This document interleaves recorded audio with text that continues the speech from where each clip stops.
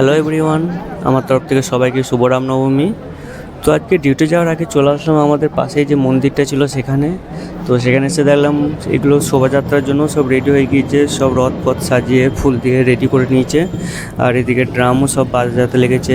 এবার এখানে অনেক কটাই ঠাকুর আছে, কমসে কম 5 থেকে 7টা ভগবানের মূর্তি এখানে সব রথে সাজানো আছে। আর এগুলো সব লাইন দিয়ে দিয়েই যাবে। তো সেটাকেই দেখতে একটু চলে আসলাম, কারণ এরপরে আমি ডিউটি চলে যাব, তারপর আর দেখা যাবে না। আর আমি ডিউটি থেকে ফিরতে ফিরতে তখন সব কিছুই শেষ হয়ে যাবে, তাই দেখলাম সকালে এখন যখন বেরিয়েছে একবার এসে দর্শনটা করে নিই। আর এদিকে খুব সুন্দর লাগছে সব ভগবানের মূর্তিগুলো দেখতেও। তো এখানে ড্রামও বাজাচ্ছিল খুব জোরে জোরে, বাজায় এরা।